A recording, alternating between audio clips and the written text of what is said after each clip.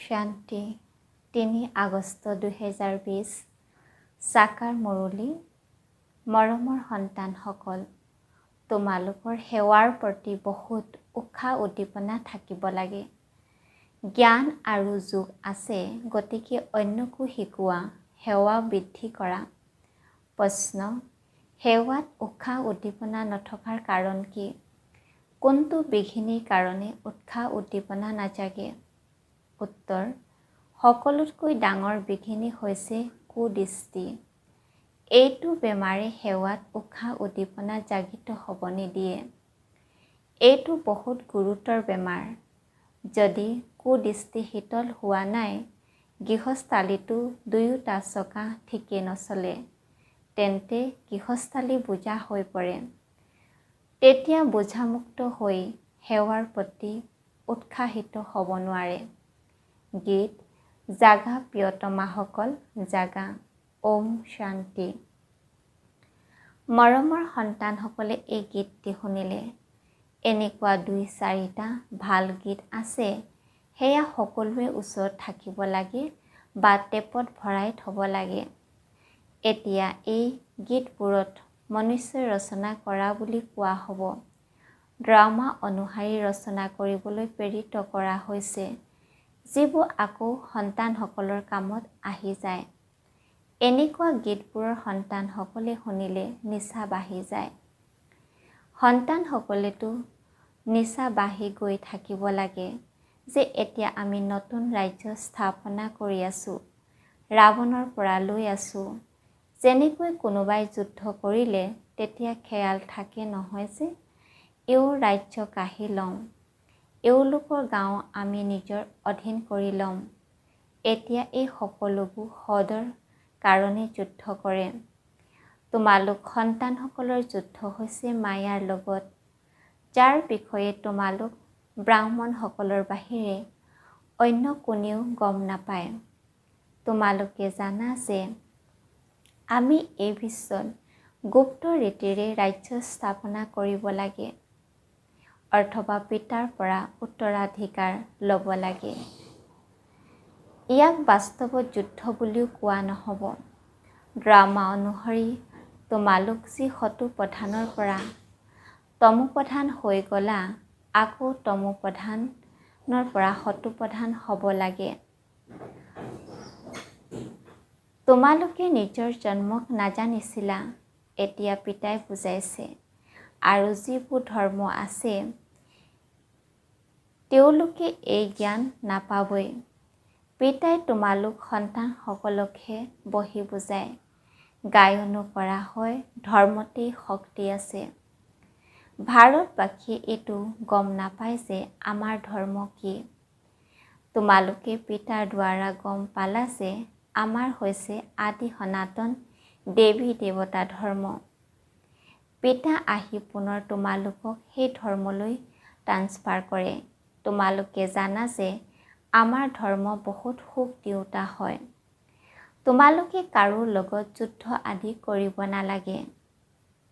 তোমালোকেতো নিজৰ স্বধৰ্মত টিকি থাকিব লাগে আৰু পিতাক স্মৰণ কৰিব লাগে। ইয়াতো সময় লাগে। এনেকুৱা নহয় যে কেৱল ক'লেই টিকি যায়। ভিতৰত এইটো স্মৃতি থাকিব লাগে, মই আত্মা শান্ত স্বৰূপ হওঁ। মই আত্মা এতিয়া তমোপ্ৰধানত পতিত হৈ গ'লোঁ। মই আত্মা পবিত্ৰ হৈ মই ঘৰলৈ উভতি যাব লাগে। পিতাৰ পৰা উত্তৰাধিকাৰ ল'বৰ কাৰণে নিজক আত্মা বুলি নিশ্চয় কৰি পিতাক স্মৰণ কৰিব লাগে। তোমালোকৰ নিচা বাঢ়িব যে আমি ঈশ্বৰৰ সন্তান হওঁ। পিতাক স্মৰণ কৰিলেহে বিকৰ্ম বিনাশ হয়। কিমান সহজ স্মৃতি দ্বাৰা আমি পবিত্ৰ হৈ পুনৰ শান্তিধামলৈ গুচি যাম। জগতৰ লোকে এই শান্তিধাম সুখধামকো নাজানে। এই কথাবোৰ কোনো শাস্ত্ৰত উল্লেখ নাই। জ্ঞান সাগৰেই হৈছে এখন গীতা, য'ত কেৱল নাম সলনি কৰি ল'লে সকলোৰে সদ্গতি দাতা জ্ঞানৰ সাগৰ বুলি সেই পৰমপিতা পৰমাত্মাকে কোৱা হয়। আৰু কাকো জ্ঞানবান বুলি ক'ব নোৱাৰে। যেতিয়া তেওঁ জ্ঞান দিয়ে তেতিয়া তোমালোক জ্ঞানবান হ'বা। এতিয়া সকলো হৈছে ভক্তিবান। তোমালোকতো আহিলা, এতিয়া পুনৰ জ্ঞানবান হৈ গৈ আছা। পুৰুষাৰ্থ কৰ্ম অনুসৰি জ্ঞান কাৰোবাৰ আছে, কাৰোবাৰ নাই। তেন্তে কি বুলি কোৱা হ'ব? সেইটো হিচাপত উচ্চ পদ প্ৰাপ্ত কৰিব নোৱাৰিব। পিতাৰ সেৱাৰ কাৰণে কিমান উৎসাহিত হৈ থাকে। সন্তানসকলৰ এতিয়া সেই শক্তি অহা নাই যে যিকোনো লোকে ভালদৰে বুজাব, এনেকুৱা যুক্তি ৰচিব। যদিও বা সন্তানসকলে পৰিশ্ৰম কৰি কনফাৰেন্স আদি কৰি আছে, গোপসকলৰ কিছু শক্তি আছে। তেওঁলোকৰ খেয়াল থাকে যে সংগঠন হওক য'ত যুক্তি ওলাব, সেৱা বৃদ্ধি কেনেকৈ হ'ব। মগজ খটুৱাই আছে। নাম যদিও শক্তি হেনা, কিন্তু লিখা পঢ়া নাই। কোনোবা অশিক্ষিত আকৌ লিখা পঢ়া কৰাসকলক ভালদৰে পঢ়ায়। বাবাই বুজাইছে কুদৃষ্টি বহুত লোকচান কৰায়। এইটো বেমাৰ অতি গুৰুতৰ, সেইবাবে উৎসাহিত নহয়। গতিকে পিতাই সোধে, তোমালোক স্ত্ৰী পুৰুষ দুয়োটি চকা ঠিকেই চলি আছেনে? যিটো পাৰে, যিমান ডাঙৰ ডাঙৰ হেনা আছে, স্ত্ৰীসকলৰ গোট আছে, লিখা পঢ়া কৰা হ'ব। তেওঁলোকে সহায়ো পাব। তোমালোকতো গুপ্ত।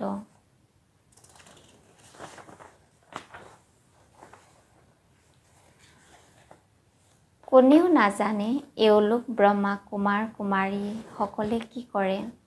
তোমালোকৰ ভিতৰতো কৰ্ম অনুসৰি আছে। শিৰত গৃহস্থালী বোজা থকাৰ কাৰণে কোজা হৈ আছে। ব্ৰহ্মা কুমাৰ কুমাৰী বুলি কয়, কিন্তু সেই কুদৃষ্টি শীতল নহয়। দুয়োটি চকা একে নিচিনা হ'ব, সেইটো বৰ কঠিন। পিতাই সন্তানসকলক সেৱা বৃদ্ধিৰ কাৰণে বুজাই থাকে। কোনোবা ধনৱান হয়, তথাপিও উৎসাহিত নহয়। ধনৰ ভোকাতুৰ হয়, সন্তান নহ'লে তেতিয়াও তুলি লয়, উৎসাহিত নহয়। বাবা আমি বহি আছোঁ, আমি ডাঙৰ ঘৰ লৈ দিওঁ। বাবাৰ দৃষ্টি দিল্লীৰ ওপৰত বিশেষভাৱে আছে, কিয়নো দিল্লী হৈছে ৰাজধানী, মুখ্য কাৰ্যালয়। বাবাই কয়, দিল্লীত বিশেষ সেৱা জাল পেলোৱা। কাৰোবাক বুজাবৰ কাৰণে ভিতৰলৈ সোমাই যাব লাগে। গায়নো কৰা হৈছে, পাণ্ডৱসকলে কৌৰৱৰ পৰা 3 খোজ ভূমিও পোৱা নাছিল। এই কৌৰৱ শব্দটি হৈছে গীতাৰ। ভগৱান আহি ৰাজযোগ শিকালে, তাৰ নাম গীতা ৰখা হৈছে। কিন্তু গীতাৰ ভগৱানক পাহৰি গ'ল, সেইবাবে বাবাই বাৰে বাৰে কৈ থাকে, মুখ্য এই পইণ্টটি ল'ব লাগে। আগতে বাবাই কৈছিল, বাৰাণসীৰ বিদ্যুৎ মণ্ডলীৰ লোকসকলক বুজোৱা। বাবাই যুক্তিটো শুনাই থাকে, আকৌ ভালদৰে চেষ্টা কৰিব লাগে। পিতাই বাৰে বাৰে বুজাই থাকে, কৰ্মানুসৰি দিল্লীত যুক্তি ৰচা। সংগঠনটো এইটো বিচাৰ কৰা। মূল কথা যে ডাঙৰ মেলা আদি দিল্লীত কেনেকৈ কৰা যায়। তেওঁলোকেতো দিল্লীত বহুত অন্নক্ষণ ধৰ্মঘট আদি কৰে। তোমালোকেতো এনেকুৱা কোনো কাম নকৰা। কাজিয়া পেচাল একো নাই। তোমালোকেতো কেৱল শুই থকাসকলক জাগৃত কৰা। দিল্লী নিবাসীসকলে পৰিশ্ৰম কৰিব লাগে। তোমালোকেতো জানা আমি ব্ৰহ্মাণ্ডৰো মালিক, আকৌ কল্পপূৰ্বৰ দৰে সৃষ্টিৰো মালিক হ'মগৈ। এইটো একেবাৰে নিশ্চিত, বিশ্বৰ মালিক হ'বই লাগিব। এতিয়া তোমালোকক 3 খোজ ভূমিও ৰাজধানীত লাগে, য'ত জ্ঞানৰ বোমা এৰিবা। নিচা থাকিব লাগে নহয় জানো?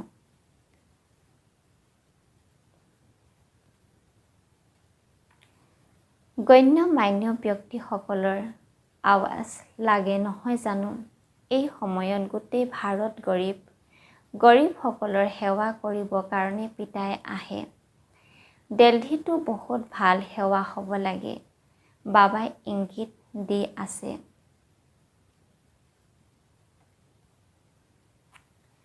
দিল্লী নিবাসীসকলে বুজি পায় বাবাই আমাক এটেনশ্যন দিয়াই পৰস্পৰ ক্ষীৰখণ্ড হৈ থাকিব লাগে।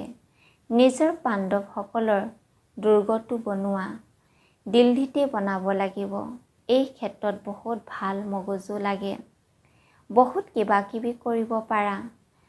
তেওঁলোকে গায়নটো বহুত কৰে, ভাৰত আমাৰ দেশ, আমি এনেকুৱা কৰিম, কিন্তু নিজৰ অলপো শক্তি নাই। বিদেশৰ সহায় অবিহনে উন্নতি কৰিব নোৱাৰে। তোমালোকেতো বেহদৰ পিতাৰ পৰা বহুত সহায় পাই আছা। ইমান সহায় কোনেও কৰিব নোৱাৰে। এতিয়া অতি শীঘ্ৰেই দুৰ্গ তৈয়াৰ কৰিব লাগে। তোমালোক সন্তানসকলক পিতাই বিশ্বৰ সাম্ৰাজ্য দিয়ে, গতিকে বহুত উদ্যম থাকিব লাগে। পৰচৰ্চা পৰনিন্দাত বহুতৰে বুদ্ধি ওলমি থাকে। মাতাসকলৰ বন্ধনৰ আপদ আছে, পুৰুষসকলৰ কোনো বন্ধন নাই। মাতাসকলক অবলা বুলি কোৱা হয়। পুৰুষসকল বলৱান হয়। পুৰুষে বিবাহ কৰিলে তেতিয়া তেওঁলোকক শক্তি দিয়া হয়। তুমিয়ে গুৰু ঈশ্বৰ সকলো হোৱা স্থিৰ যেন নেজ পিছফালে ওলমি থাকোতা, গতিকে সঁচাকৈ নেজ হৈয়ে ওলমি থাকে। স্বামীৰ প্ৰতি মোহ, সন্তানৰ প্ৰতি মোহ। পুৰুষৰ ইমান মোহ নাথাকে। তেওঁলোকৰতো এপাত জোতা অৰ্থাৎ ইস্ত্ৰি গ'ল, তেতিয়া দ্বিতীয় তৃতীয় লৈ পুনৰ বিবাহ কৰায়। অভ্যাসত পৰিণত হৈছে। বাবাইতো বুজাই থাকে, এয়া বাতৰি কাকতত প্ৰকাশ কৰা। সন্তানসকলে পিতাৰ প্ৰদৰ্শন কৰিব লাগে। এইবোৰ বুজোৱা তোমালোকৰ কাম। বাবাৰ লগত দাদাও আছে, গতিকে ব্ৰহ্মা যাব নোৱাৰে। ক'ব শিৱ বাবা এইটো কওক, এইটো মোৰ ওচৰত আপদ আহিছে, ইয়াৰ বাবে আপুনি ৰায় দিয়ক। এনেকুৱা কথাবোৰ সোধে। পিতাটো আহিছে পতিতসকলক পাৱন কৰি তুলিবলৈ। পিতাই কয়, তোমালোক সন্তানসকলে গোটেই নলেজ প্ৰাপ্ত কৰা। চেষ্টা কৰি পৰস্পৰ মিলি ৰায় কৰা। তোমালোক সন্তানসকলে এতিয়া বিহংগ মাৰ্গৰ সেৱা চমৎকাৰ দেখুৱাব লাগে। পৰুৱাৰ গতি সেৱাটো চলি আহি আছে, কিন্তু এনেকুৱা চমৎকাৰ দেখুওৱা যাতে বহুত কল্যাণ হৈ যায়। বাবাই এয়া কল্প পূৰ্বেও বুজাইছিল, এতিয়াও বুজাইছে। বহুতৰে বুদ্ধি ক'ৰবাত নহয় ক'ৰবাত আবদ্ধ হৈ আছে। উৎসাহ উদ্দীপনা নাই, ততালিকে দেহ অভিমান আহি যায়। দেহ অভিমানী সকলো সত্য নাশ কৰিছে। এতিয়া পিতাই সত্য উচ্চ কৰিবৰ কাৰণে কিমান সহজ কথা শুনায়। পিতাক স্মৰণ কৰা, তেতিয়া শক্তি আহিব, নহ'লে শক্তি নাহে। যদিও বা চেণ্টাৰৰ তত্ত্বাৱধান লয়, কিন্তু নিচা নাই, কিয়নো দেহ অভিমান আছে। দেহী অভিমানী হ'লে তেতিয়া নিচা বাঢ়িব। আমি কোনজন পিতাৰ সন্তান হওঁ? পিতাই কয়, যিমান তোমালোক দেহী অভিমানী হ'বা, সিমানেই বল পাবা। আধা কল্প দেহ অভিমানৰ নিচা আছে, সেয়েহে দেহী অভিমানী হোৱাত বহুত পৰিশ্ৰম কৰিবলগীয়া হয়।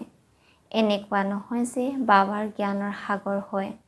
আমি জ্ঞান আৰোহণ কৰিছোঁ, বহুতকে বুজাওঁ, কিন্তু স্মৃতিৰূপী ধাৰো লাগিব। জ্ঞানৰ তলোৱাৰ হয়, স্মৃতি আকৌ যাত্ৰা হয়, দুয়োটা বেলেগ বস্তু। জ্ঞানৰ স্মৃতি যাত্ৰাৰ ধাৰ লাগে, সেয়া নাথাকিলে কাঠৰ তৰোৱাল হৈ যায়। শিখসকলেও তৰোৱালক কিমান মান্যতা দিয়ে। সেয়াতো হিংসক আছিল, যাৰ দ্বাৰা যুদ্ধ কৰিলে। বাস্তৱত গুৰুসকলে জানো যুদ্ধ কৰিব পাৰে? গুৰুটো অহিংসক হ'ব লাগে, নহয় জানো? যুদ্ধৰ দ্বাৰা জানো সদ্গতি হয়? তোমালোকতো হৈছে যুগৰ তোমালোকৰটো হৈছে যুগৰ কথা। স্মৃতি বল অবিহনে জ্ঞান তলোৱাৰে কাম নকৰিব। কুদৃষ্টি বহুত লোকচান কৰোঁতা হয়। আত্মাই কাণৰ দ্বাৰা শুনি পিতাই কয়, তোমালোক স্মৃতি মতলীয়া হৈ থাকা, তেতিয়া সেৱা বৃদ্ধি হৈ গৈ থাকিব। কেতিয়াবা কেতিয়াবা কয়, বাবা সম্বন্ধীসকলে নুশুনে। বাবাই কয়, স্মৃতি যাত্ৰা অপৰিণত হোৱা, সেয়েহে জ্ঞান তলোৱাৰে কাম নকৰে। স্মৃতিত থকা পৰিশ্ৰম কৰা, সেয়া হৈছে গুপ্ত পৰিশ্ৰম। মুৰলী শুনোৱাটো প্ৰত্যক্ষ হয়। স্মৃতিত থকাটোৱেই গুপ্ত পৰিশ্ৰম হয়, যাৰ দ্বাৰা শক্তি পোৱা যায়। জ্ঞানৰ দ্বাৰা শক্তি পোৱা যায়। তোমালোকৰ স্মৃতি বলেৰে পতিতৰ পৰা পাৱন হোৱা। উপাৰ্জনৰ কাৰণে পুৰুষাৰ্থ কৰিব লাগে। সন্তানসকলৰ স্মৃতি যেতিয়া একে ৰসযুক্ত হৈ থাকে, অৱস্থা ভাল হয়, তেতিয়া বহুত আনন্দিত হৈ থাকে। আৰু যেতিয়া স্মৃতি ঠিক নহয়, কিবা কথাত শ্বাসৰুদ্ধ হয়, তেতিয়া আনন্দ নাইকিয়া হৈ যায়। বিদ্যাৰ্থী শিক্ষক স্মৃতিলৈ নাহে জানো? ইয়াতো ঘৰত থাকে সকলোবোৰ কৰি শিক্ষক স্মৰণ কৰিব লাগে। এজন শিক্ষকৰ দ্বাৰাতো বহুত উচ্চ পদ পোৱা যায়। গৃহস্থালীতো থাকিব লাগে। শিক্ষকৰ স্মৃতি থাকিলে তেতিয়া পিতা আৰু গুৰু স্মৃতিলৈ নিশ্চয় আহিব। কিমান প্ৰকাৰে বুজাই থাকে, কিন্তু ঘৰত আকৌ ধন সম্পত্তি, সন্তান সম্পত্তি আদি দেখি পাহৰি যায়। বুজাইতো বহুত, তোমালোকে আত্মিক সেৱা কৰিব লাগে। পিতাৰ স্মৃতিত থকাটোৱে হৈছে উচ্চতকৈ উচ্চ সেৱা।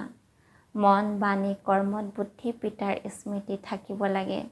মুখেৰেও জ্ঞানৰ কথা শুনোৱা, কাকো দুখ দিব নালাগে। কোনো ধৰণৰ অকৰ্তব্য কৰিব নালাগে। প্ৰথমৰ কথা, পৰম পিতাক বুজি নোপোৱাৰ কাৰণে আৰু একোৱেই বুজি নাপাব। প্ৰথমতে অলপৰ বিষয়ে দৃঢ় কৰোৱা, তেতিয়ালৈকে আগবাঢ়িব নালাগে। শিৱ বাবাই ৰাজযোগ শিকাই বিশ্বৰ মালিক কৰি তোলে। এই সৃষ্টিত মায়া প্ৰদৰ্শন বহুত। কিমান ধন পেচ হৈ গৈছে। সৃষ্টিৰ প্ৰতি ঘৃণা উপজিব লাগে। এজন পিতাক স্মৰণ কৰিলে তোমালোকৰ বিকৰ্ম বিনাশ হ'ব, পবিত্ৰ হৈ যাব। টাইম ৱেষ্ট অৰ্থাৎ সময় নষ্ট নকৰিবা। ভালদৰে ধাৰণা কৰা। মায়া শত্ৰুৰে বহুতৰে বুদ্ধি ভ্ৰষ্ট কৰি দিয়ে। কামাণ্ডাৰে গাফালতি কৰিলে তেওঁক বৰ্খাস্ত কৰে। কামাণ্ডাৰে নিজেই লাজ পায়, তেতিয়া ৰিজাইন দি দিয়ে। ইয়াত এনেকুৱা নহয়। ভাল কামাণ্ডাৰ্ছ কেতিয়াবা আঁতৰি গুচি যায়। অতি মৰমৰ কল্পৰ পাছত পুনৰাই লগ পোৱা সন্তানসকলৰ প্ৰতি মাতা পিতা বাপ দাদা স্নেহপূৰ্ণ স্মৰণ আৰু গুড মৰ্ণিং। আত্মিক পিতাৰ আত্মিক সন্তানসকলক নমস্কাৰ। ধাৰণাৰ বাবে মুখ্য সাৰ, স্মৃতিত থকা গুপ্ত পৰিশ্ৰম কৰিব লাগে। স্মৃতিত মতলীয়া হৈ থাকিলে সেৱা স্বতঃ বাঢ়ি থাকিব। মন, বাণী, কৰ্মত স্মৃতিত থকা পুৰুষাৰ্থ কৰিব লাগে। 2 নম্বৰত কৈছে, মুখেৰে জ্ঞানৰেহে কথা শুনাব লাগে। কাকো দুখ দিব নালাগে। কোনো ধৰণৰ অকৰ্তব্য কৰিব নালাগে। দেহী অভিমানী হোৱা পৰিশ্ৰম কৰিব লাগে। বৰদান, বিজয়ী ভাৱৰ নিচাৰ দ্বাৰা সৰ্বদা হৰ্ষিত হৈ থাকোঁতা সৰ্ব আকৰ্ষণৰ পৰা মুক্ত হোৱা। বিস্তাৰত কৈছে, বিজয়ী ৰত্নসকলক স্মাৰক পিতাৰ ডিঙিৰ হাৰ আজিও পূজা কৰা হয়। গতিকে সদায় যাতে এইটো নিচা থাকে, আমি পিতাৰ ডিঙিৰ হাৰ বিজয়ী ৰত্ন হওঁ। আমি বিশ্বৰ মালিক বালক হওঁ। আমি যি প্ৰাপ্ত কৰিছোঁ, সেয়া কোনেও প্ৰাপ্ত কৰিব নোৱাৰে। এইটো নিচা আৰু আনন্দ স্থায়ী হৈ থাকিলে তেতিয়া যিকোনো প্ৰকাৰৰ আকৰ্ষণৰ পৰা উপৰাম হৈ থাকিবা। যিসকল সৰ্বদা বিজয়ী হয়, তেওঁলোক সদায় হৰ্ষিত হৈ থাকে। এজন পিতাৰ স্মৃতিৰ আকৰ্ষণতে আকৰ্ষিত হয়। শ্লোগান: এজনৰ অন্তত অৰ্থাৎ স্মৃতিত হেৰাই যোৱা অৰ্থাৎ একান্তবাসী হোৱা। ওম শান্তি।